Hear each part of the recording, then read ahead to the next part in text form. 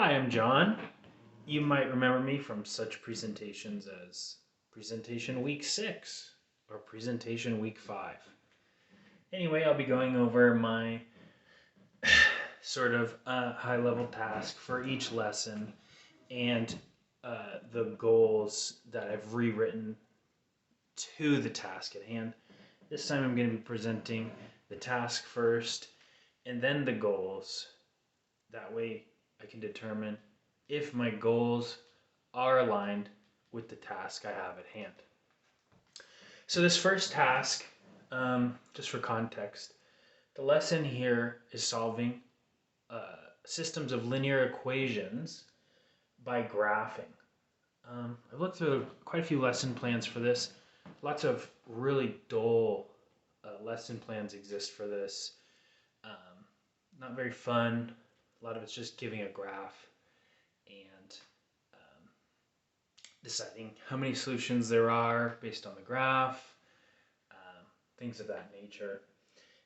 So I created this problem, which I thought was kind of turning it on its head a little bit by creating a word problem, but not a super complex word problem, and um,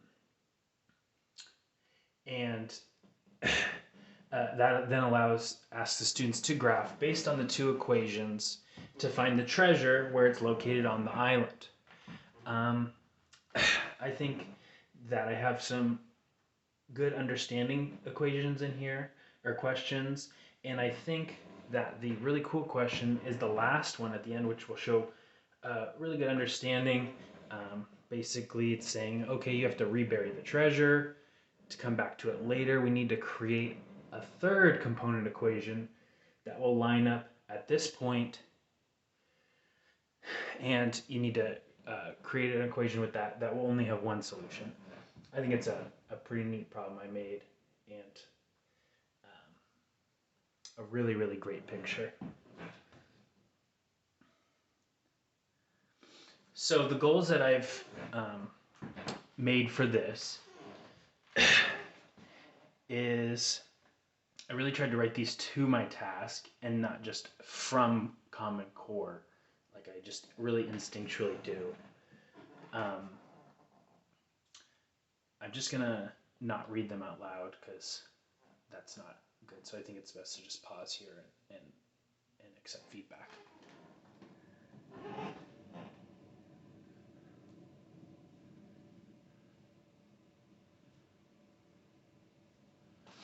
Okay, so now my lesson 4 task, just for context, students have learned solving by graphing. They've now learned solving by elimination and solving substitution. And then this lesson 4 coming up is the introduction of 3 variables, 3 equations.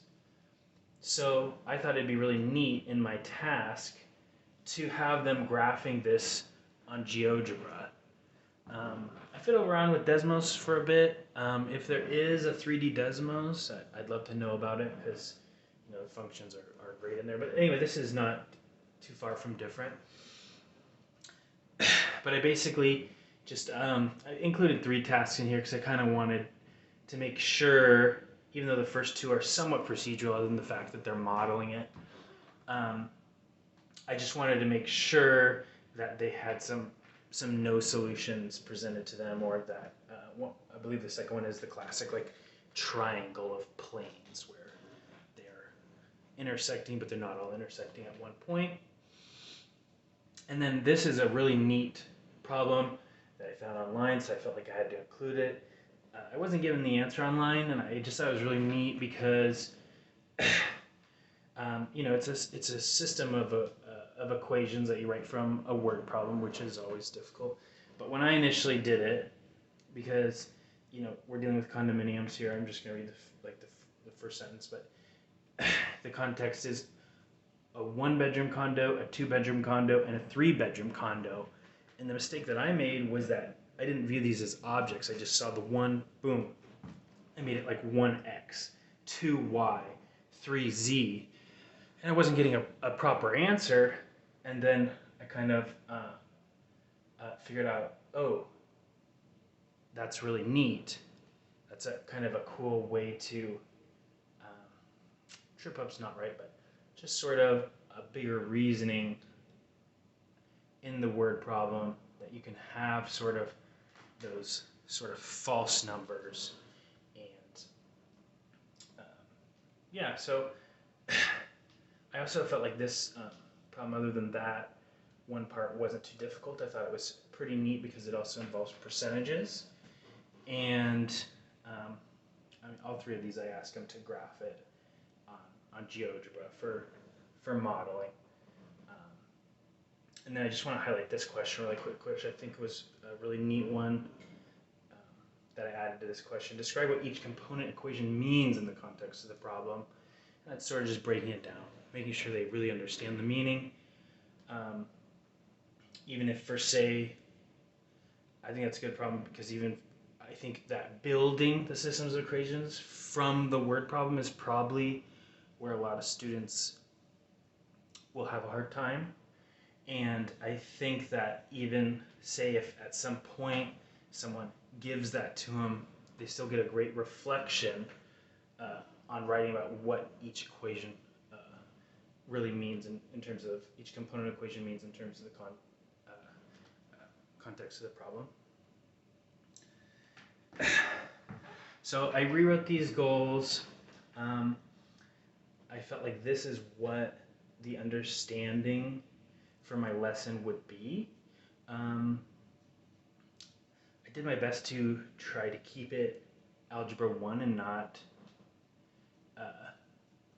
bump it up too far past that. I feel like I might be borderline on some of my descriptions maybe for what Algebra 1 is, but and I also put sort of this into steps just to try to make it more clear versus a big paragraph or breaking it up into separate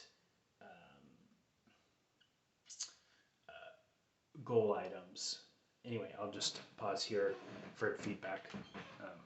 Thank you very much for your time, and thank you very much for your feedback.